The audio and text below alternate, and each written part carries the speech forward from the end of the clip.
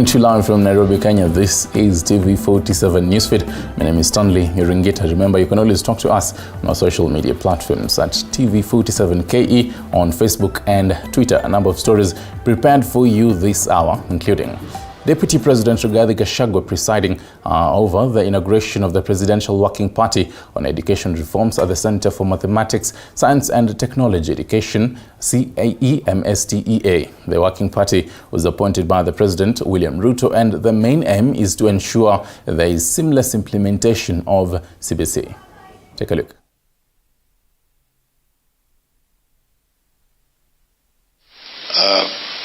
William Samoei Arap Ruto for having assured us severally that CBC is going nowhere and that we shall be working around to ensure that it survives. And I think this was brought about by the fact that we are all aware that now we have 10 million children who have engaged in this manner. I also want to thank His Excellency the President for having pronounced himself that it is better to focus on the child. And my first charge to the members of the committee is that for whatever decisions that you are going to make, the constant shall be the child. And if you do so, Your Excellency, this very eminent Presidential Working Party will succeed without prejudice. From early childhood education all the way to university, we must forge a path that coordinates the players in the subsectors and reconcile the workings of the subsectors to produce a coherent framework for education system governance in order to align it with broader national aspirations. The rule of law, good governance, global competitiveness, economic growth, national stability and culture depend on a sound educational system focused on the full expression of its citizens' capabilities. Kenya's commitment to the provision of quality education is demonstrable. We invest 5.7% of our GDP, or 28% of the national budget, in education. This is significantly above both the global and the sub-Saharan average, and actually compares favorably with the international benchmarks. The big issue we have to resolve relates to quality and equity in general, and especially as relates to access in arid and semi-arid regions, informal settlements, and areas affected by high incidence of poverty. Indeed, obstacles to schools participation in these communities not only undermine our achievements in promoting access through the free primary education and free day secondary education program, that to a large extent affect children from disadvantaged and vulnerable backgrounds, compounding the social justice problem. This can be seen in the fact that over the past 10 years, survival rates in primary and secondary schools have dropped, and as a result, many school-age children are out of school. We therefore look forward to recommendations that will enable us formulate aggressive affirmative measures to urgently bridge the gap in access to education in disadvantaged counties and communities. And away from that, vetting of President William Ruto's cabinet nominees will begin on Monday next week. This is after the National Assembly approved names to the Committee on Appointments during the morning sitting. National Assembly Speaker Moses Wetangula has directed the committee to meet tomorrow to plan its schedule and order of appearance. The committee is supposed to submit its report on or before the 27th of October.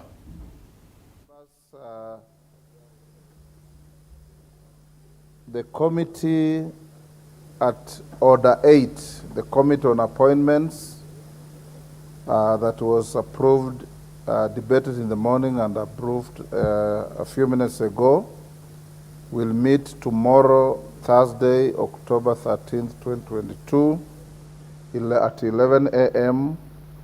at County Hall Mini Chamber to get a briefing on their work and consider the vetting schedule for them to start vetting the cabinet nominees on Monday. The members that we've just approved, the chairperson's panel, will meet tomorrow, Thursday, 13th October 2022 at 10 a.m. in the Speaker's boardroom. Thank you. Next order. Order number 10, motion. Approval of the calendar of the House. Majority Leader. Thank you, Honorable Speaker. I beg to move that pursuant to the provision of Standing Order number 28, Laikipia County Government has temporarily suspended development projects to focus on the current drought situation in the area where 183,000 residents are in dire need of food. Governor Joshua Irungu said that his government has allocated 20 million Kenyan shillings from the county budget for the next 6 months to help the residents affected by the famine until the rainy season. Speaking in Nanyuki town, Irungu said that his administration is also instructing the private sector to emerge and help in mobilizing aid. On the other hand, the County Commissioner of Laikipia, Joseph Kanyiri, stated that the drought situation has spread all over the county and it has affected not only lack of food but also on children failing to go to school, with thousands of livestock also dying.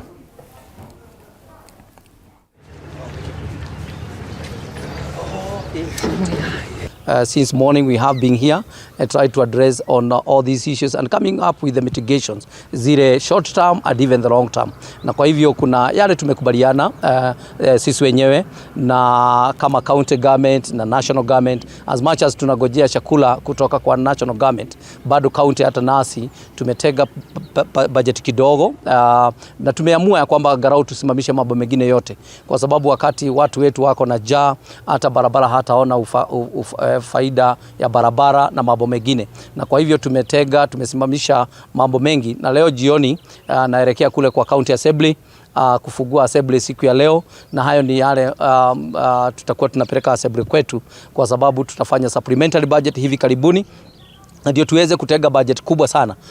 Tusimamishe miradi mingine, kwanza tulishe watu wetu, tuokoe maisha, kwa sababu ya zizo vipegere, chakula ya kukula, good food, mambo ya maji, mambo ya health. Hiyo yote ni mambo kati ya yale tutaangalia, na hiyo ndio tutaipatia kipao ya bere kwa sababu ya kuokoa maisha ya watu wetu. Tumezungumzia masuala kuhusu sekta ya maji, sekta ya afya, sekta ya masomo, pia na mambo na usalama, na tumehimiza kwamba kuwe na ushirikiano kati ya serikali kuu na serikali gatuzi yetu ya Laikipia County na pia washikadau tofauti ili kuweza kushughulikia wale ambao wameathirika na njaa.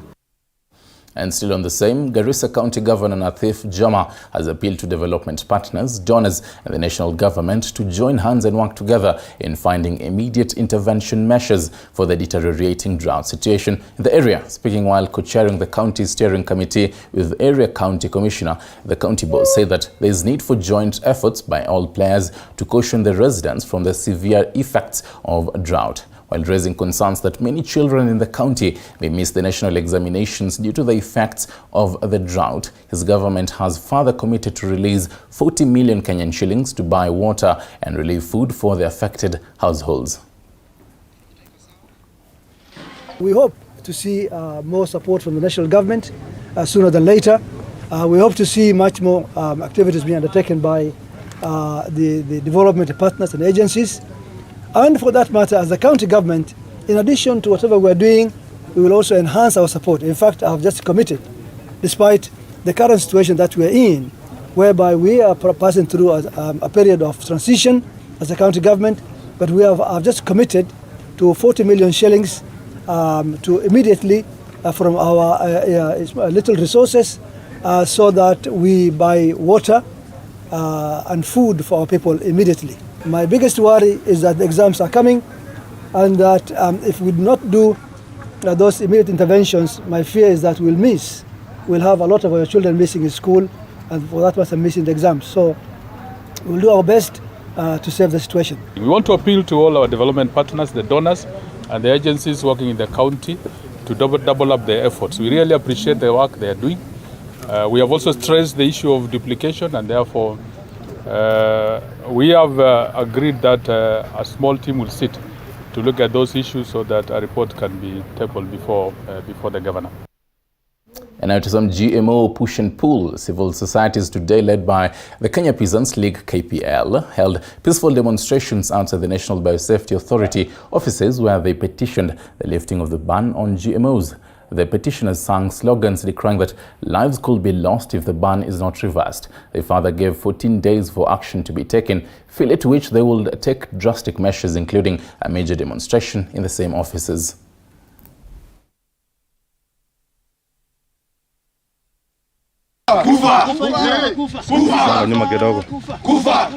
Our petition is regarding the dispatch from the cabinet that was released on 3rd that lifted the ban on GMOs. GMOs were banned in the year 2012. After that, the then Minister for Public Health, Madam Beth Mugo, formed the task force, which is called Professor Kiumbi Task Force. And the task force said that Kenya was not ready to accept open cultivation or importation of GM products. So on 3rd, we were surprised that the cabinet lifted the ban.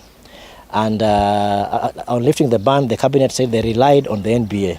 So we are here to ask the National Biosafety Authority to give us the report they gave to the government, which informed the lifting of the ban. 2, we want the National Biosafety Authority to publish the Professor Kiumbi Diary report, because since 15th November 2013, the report has not been made public, despite the fact that the report raised important issues regarding safety of GMOs.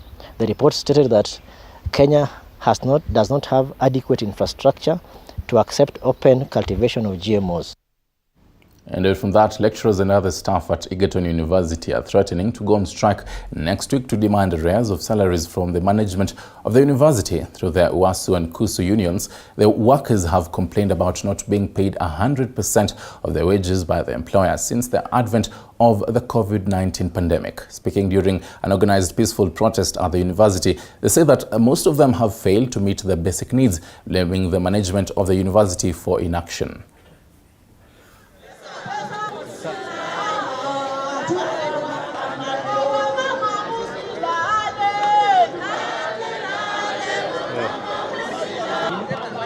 For strike that will take place from next week. The reason is that what has been explained by my brothers, but the thing is this, what are we demanding in brief? We demand 100% salaries. Okay, sorry. I'm saying we are demanding our 100% salaries to be paid. Moving on, stakeholders in the animal welfare sector have embarked on reusing stray donkeys in Mombasa County. Speaking to the press, the manager for Kenya Society for the Protection and Care of Animals said that there is need to protect and care for animals and that those mistreating animals are capable of facing the law. The 10 rescued donkeys had been straying in Bamburu area, Kisauni constituency, with no one taking initiative of their ownership. Kenyans have been urged to be on the lookout on stray animals and take them to rescue centers instead of mistreating them.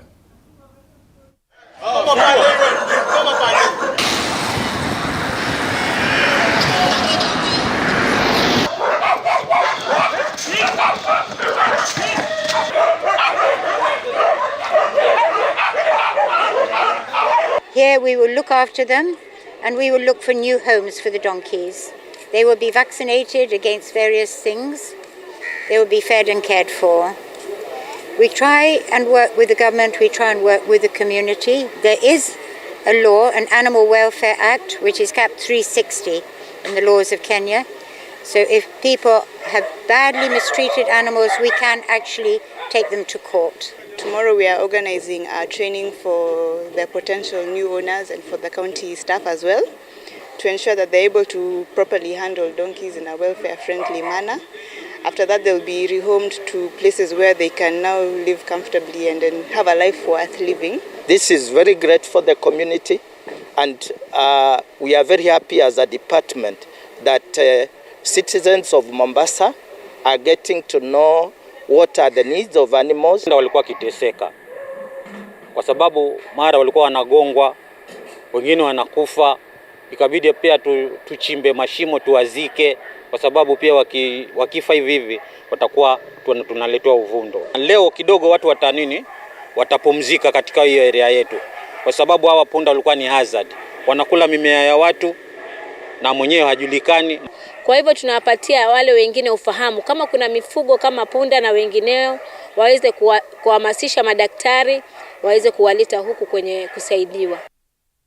And at the same time, due to increased reported cases of mistreatment and deaths of Kenyans working abroad, Kenya Association of Private Recruitment Agencies have absolved themselves of any wrongdoing, saying the girls are to blame for not following the employer's orders. The recruiters have urged the government to look for a possible solution to solve the predicament, other than doing away or putting a ban on Saudi Arabia immigration, as over 200,000 Kenyans are beneficiaries.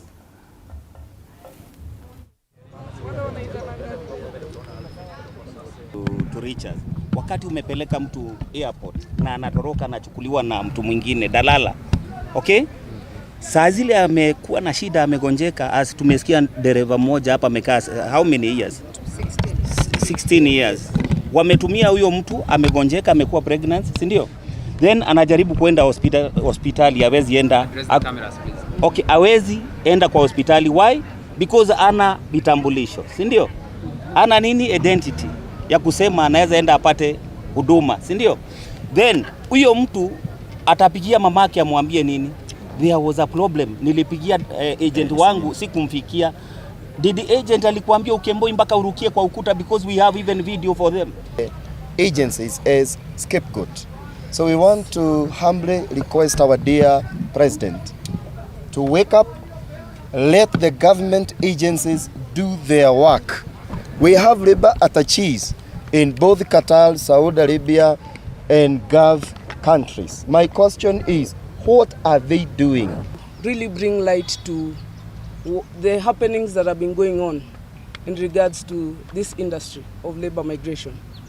So now, especially about the video that has been going around, we are very disappointed. We are very, very disappointed. And it has triggered so many statements from leaders here and there, from parliamentarians, which have also boiled up to some issues. Now we have girls in distress. One simple statement like saying, we will ban the travel of girls from Kenya. Do you know what that does? What happens is, if you ban the ones who are here to travel, they're not the ones suffering. So if you throw away the ones that are there, what happens? If you ban us from going, then we leave the ones that are there, then what happens to them? So the first action should be, if there is distress, can we bring back all Kenyans? If we are truly, truly distressed, banning people from going is not going to help. If we really want to help our people, and there are those that are in distress. Some county politics as the race for Bungoma senatorial seat hits up Ford Kenya members of the county assembly from Kandui constituency, led by Tuuti Marakaru MCA, who doubles up as the leader of majority. Joseph Nyongesa have thrown their weight behind David Wafula Okoli, who has been a youth leader and a long-serving aide to National Assembly Speaker Moses Wetangula. The leaders have called on UDA party leader President William Ruto not to field a UDA candidate as a way of supporting Ford Kenya's efforts to retain the seat. The seat fell vacant after Wetangula resigned to vie for the National Assembly speakership position. Ford Kenya, Simba, Simba, Simba, usawa, haki na ukweli. Wakoli, Senator. Asante. Mnapoona hawa ni viongozi wa Kandui constituency. Tumeketi na tumeamua kwa kauli moja ya kwamba sisi tunaenda kuwa nyuma ya Mheshimiwa David Wafula Okoli. Na tumehakikisha tutaenda kutembea nyumba kwa nyumba kuhakikisha kwamba kura za Kandui zote zinaenda kwa Wafula Okoli. Tunaambia wapinzani wetu ya kwamba iwapo mambo madogo ya kushinda, hakuna haja ya kung'ania mambo makubwa. Iwapo ulisimama ubunge wakasema hauwezi, tafadhali hata useneta hautaweza. Sisi kama Ford Kenya Brigade tunasema kwamba MCA Season 2 Caravan inaanza leo. Season 1 ilikuwa ukule Kabuchai wakati tulikuwa kwa mambo ya by-election. Sasa hii tunaenda mambo ya by-election ya useneta, na MCS we are going to assure kwamba Ford Kenya hatutakuwa na aibu tena. Mchakato wa kiti cha useneta si mchakato wa umri wa mtu, si mchakato wa udogo wa mtu, si mchakato ama kidumbwe cha kuuliza ukoo wa mtu. Jambo ambalo tunataka kama watu wa Bungoma ni kutetea hadhi na heshima ya mtoza ushuru wa Bungoma, kuhakikisha kwamba ushuru unaoletwa Bungoma unafanya kazi vizuri. And still on the Western region, Kakamega Diocese Bishop Joseph Obanyi has asked the national government and the opposition to stop pointing fingers at each other and instead come together towards the betterment of the country. His call comes amid the rise in the cost of living and the ravaging drought. He has further called on President William Ruto to serve all Kenyans equally and even in sharing resources. However, Obanyi wants a thorough research be done on GMO foods and its pros and cons be established. Hamna wakati wa kurushiana maneno au kutupiana matusi, ni wakati wa kufanya kazi pamoja. Pinzani, serikali, kuangalia yale na kuangazia yale masuala ambayo ni muhimu kwa Wakenya. Miaka 5 ni michache sana. Kwa hivyo sio wakati wa kuanza kujivuna na kuona kama kwamba sasa wale ambao wameshinda hata wale ambao wameshindwa wana kazi. Sisi sote ni Wakenya. Nilisema hapo mwanzoni pia kabla ya uchaguzi ya kwamba kati ya yule ambaye ameshinda na yule ameshindwa hakuna tofauti kubwa. Kwa hivyo ikiwa wewe umeshinda, usifikirie ya kwamba nusu ya Kenya ilishinda. Kuna wale wengine ambao pia wanajihisi ya kwamba wameshindwa, lakini ni Wakenya ambao wanastahili huduma.